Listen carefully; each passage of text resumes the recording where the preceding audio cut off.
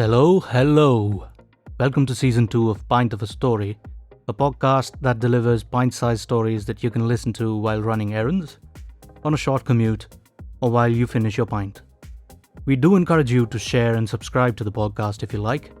If you don't, we hope you find what you're looking for somewhere, and even if that doesn't work, we encourage you to create it yourself. Wish the very best for you, and I hope you have a worthwhile time here. Do spread the word. And above all, have fun.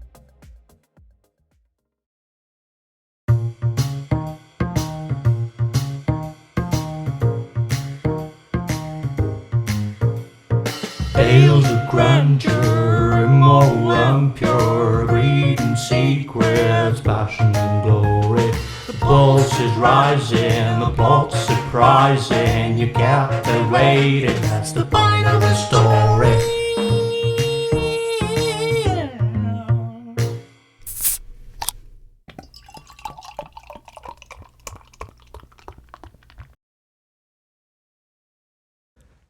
That is the point of a story, and today's story is called Masterpiece.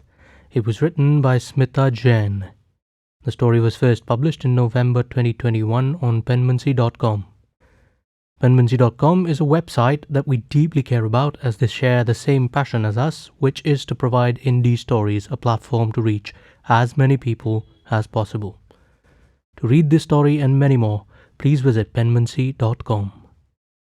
Your feedback or comments help us get better, and we hope you can leave us some.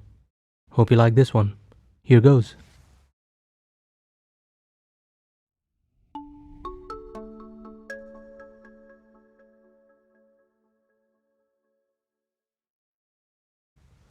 Manav got up with a start. He hadn't slept much to begin with. Those deep-set eyes had invaded his dreams. He leaned on the bed rail and fumbled for the jug of water on the side. It was empty. Strange. He recalled having filled it up to the brim last night. Yet there wasn't a single drop of water in there. With much reluctance, Manav got up from the bed and switched on the lights, the flash momentarily blinding him. The first thing that he saw was her. The lady mocked him. He was sure of that. What have I gotten myself into? I should have never listened to that Satie woman in the first place. The lady would go from his room today. He would see to it. Manav had first encountered Mrs. Satie in an art exhibition in Delhi's India Habitat Centre 6 months ago. Strangers to each other, the two were bonded by virtue of being the only people to have turned up at the exhibition. Mrs. Satie happened to be the owner of the gallery organizing the exhibition. "So what do you do?" she asked him over lunch. "I am a part-time artist attempting to paint something really good so I can devote myself to art full-time. But the demands of a career and conventional life come in between," he replied. "Why, I have the perfect solution for you," Mrs. Satie enthused with twinkling eyes. "My husband and I run a luxurious homestay at the picturesque Lansdowne in Uttarakhand. Away from the hustle-bustle of the city, it provides the perfect getaway for artists like you to spend time on their craft, undisturbed. We host writers, filmmakers, and artists all the time, and we'll be delighted to have you. If we like your painting, then we will host the same in our gallery as well." Her eyes had fluttered. After all, creativity thrives in solitude. They exchanged numbers after that chance meeting and kept in touch, on and off. Mrs. Satie had been encouraging, insistent, and persistent in those conversations. And so, one fine day, Manav took 3 months off from his day job, cajoled his parents into part sponsoring his 3-month sojourn, and came to Lansdowne. Manav was sure that he was just a painting away from his next masterpiece. He didn't let the fact that his father paid a gallery to display his pictures amongst the paraphernalia of other artists bother him. The world always takes time to recognize geniuses, and he could afford to be patient. He had arrived a week ago in Lansdowne to a boisterous welcome from his hosts and their dog, and was pleased with what he had seen during his journey from the Kotdwar station to the homestay. The Himalayan village, replete with colossal mountains, verdant beauty and rustic charm, along with the absence of distractions from the humdrum of daily life, was a perfect companion to his artistic abilities. In fact, a few images had come to his mind already during the short expedition. A polar bear, a valley of colourful flowers, a married lady, kiwi orchards, and so on. He couldn't wait to pick his paintbrushes to give shape to his visions. The elderly Satis were affluent people with big stomachs and bigger hearts. They told him to feel like family till his time with them. Though Mrs. Sati, to his surprise, didn't mask her disappointment when he had mentioned that he expected to be left alone for the most of the time. "Creativity thrives in solitude," he reminded her with a grin. "But loneliness can't always be your refuge," she rolled her eyes. "How can ideas blossom without observing people around you?" she asked before her husband hushed her up. He assured Manav of all privacy that he wanted. He got his privacy, but it hadn't helped. Manav hadn't painted a single stroke on his canvas since the time of his arrival a week ago. He looked at his accoutrements once again. The white canvas poised on the easel invited him to bring his imagination to life. The assorted wash, fan, flat, angled, round, liner, and filbert brushes waited for the touch of his fingers. His conscience called out to him to start his masterpiece, but he remained unmoved. Every time he looked at the canvas, his mind went as blank as the canvas's color. It strayed to the picture of the lady on the wall instead. Why did the damn lady have to be in my room in the first place? I would have made some progress by now if not for her. He had noticed the 20 by 10 rectangular portrait the first time after opening his eyes post the afternoon siesta on his first day here. The walls of his spacious room were bare, except the solitary Madhubani painting that was in the direct line of sight from where he was lying down. The lady in the picture was adjusting the pallu of a sari on her head with one hand, while balancing a puja thali with the other. She had deep-set eyes, a prominent red bindi on her forehead, and had applied vermilion in the middle parting of her hair. A heavy gold Mangal Sutra adorned her neck. Her loose long hair was wet. Her cheeks had a blush of pink, and her red lips were stretched just enough to give the hint of a smile. He sat upright on the bed, fascinated with the woman. After a few minutes, he had got up, set up the easel behind the only table in the room, and adjusted the canvas neatly therein. He arranged his assortment of pencils and brushes, the color palette, and water on the table on the side where his hand could easily reach from where he would stand to paint. "I am all set now." He was standing with his back to the picture and turned to it for inspiration. The woman's body posture seemed to have changed, tilted at an angle as if to have a clear view of his portrait. Her smile was broader, more encouraging. A shiver ran through Manav's spine. My imagination must be running wild. Fancy to feel chill in this sweltering heat. He shrugged his uneasiness, picked up a brush from the table and turned towards the canvas, and stood rooted to the spot. His mind was a blank. Try as he might, he could not conjure an image to replicate on the canvas. A first for him. Unlike most artists, Manav didn't rely on an outside inspiration for his drawings and didn't imitate objects around him. His mind summoned an inspiration, and his hands gave life to it. But at that moment, his mind failed him.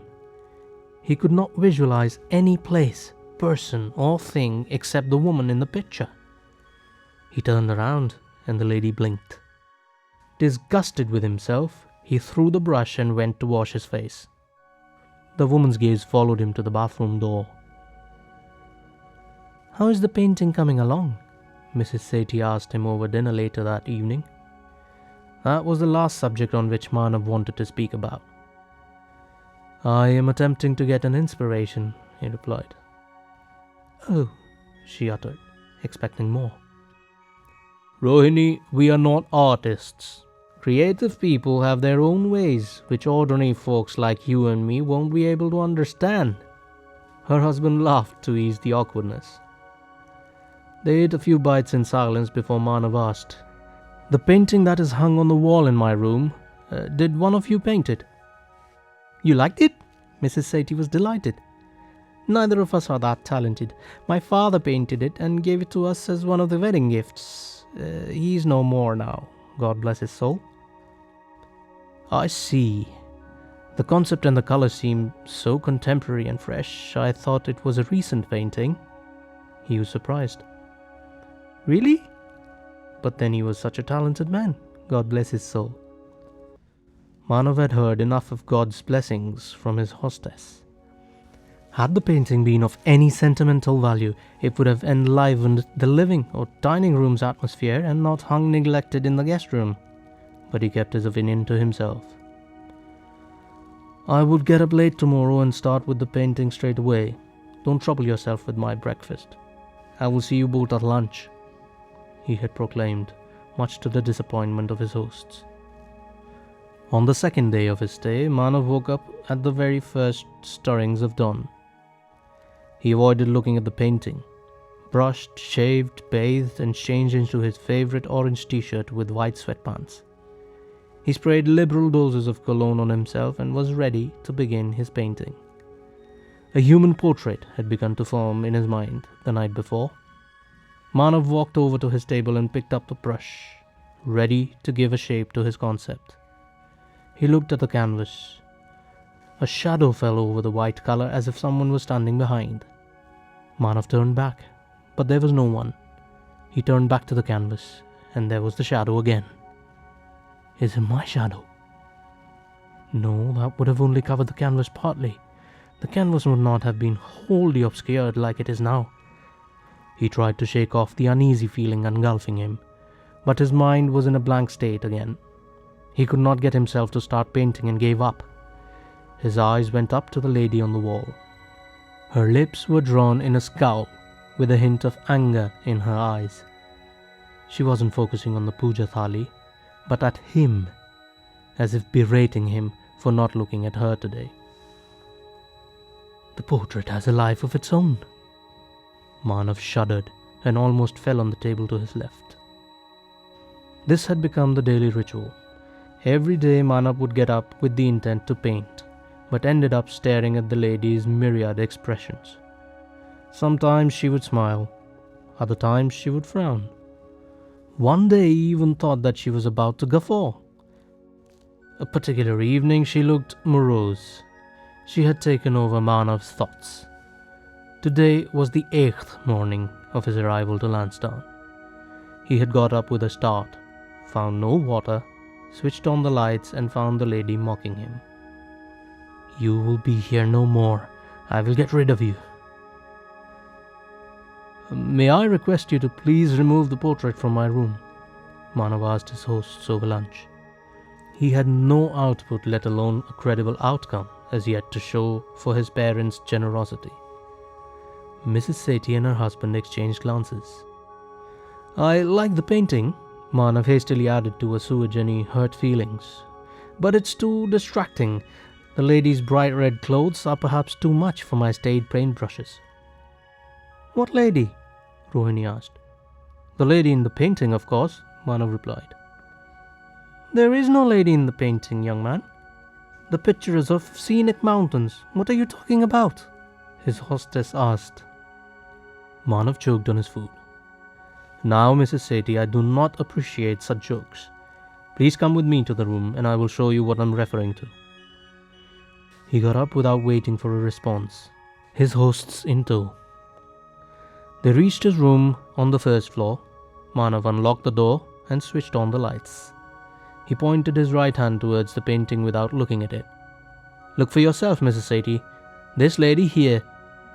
He turned towards the picture, and the words stopped midway in his throat. He gaped with his mouth wide open. The portrait on the wall comprised mountains of dark brown color. An orange ball of fire rose behind them, painting the blue springs with its hue. A huge palm tree dwarfed the faraway scenery, with some weaver birds peeping out from their nests to admire the atmosphere. A very vivid drawing with no signs of a human anywhere in it. He was looking at it for the first time. "That's what I've been telling you, son. There is no lady in the painting." Rohini spoke in a benevolent manner.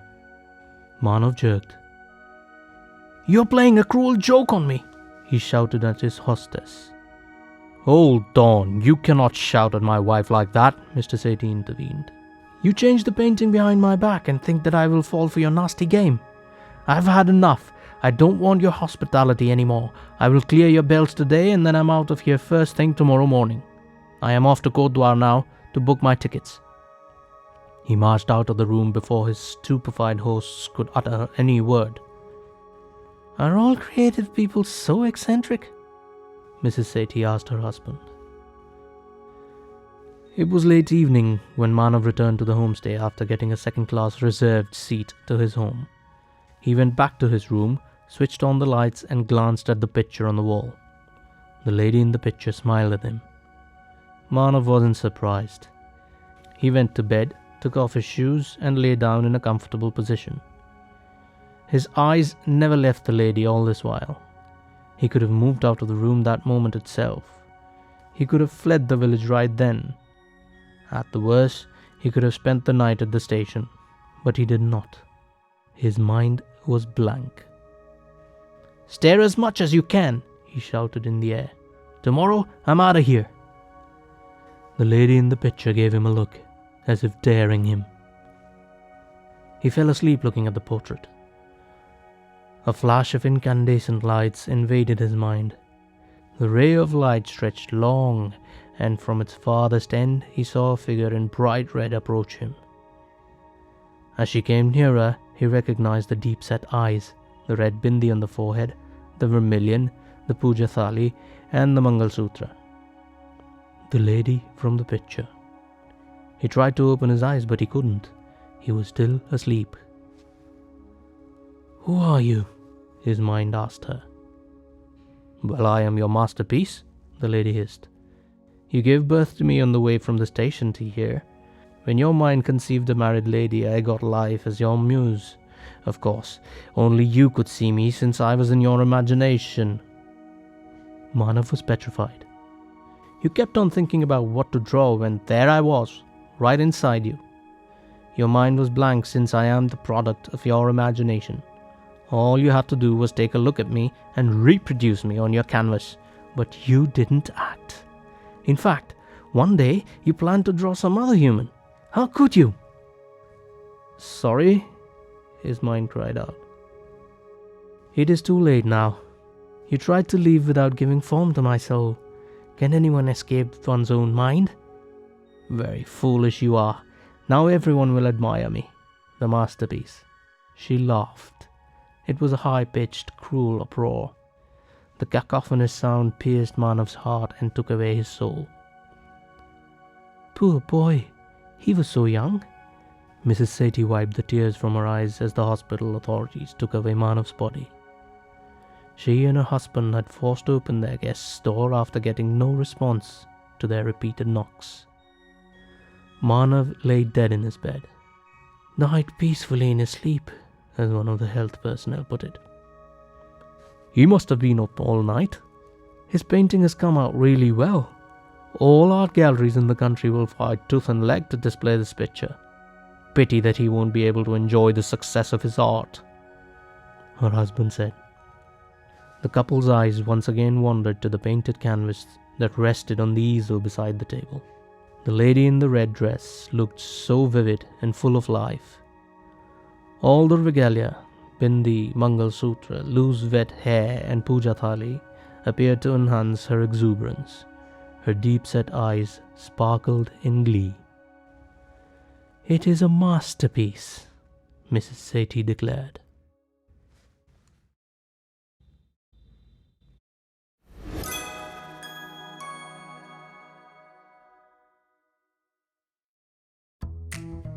So, We hope you liked that story enough to tempt you to subscribe.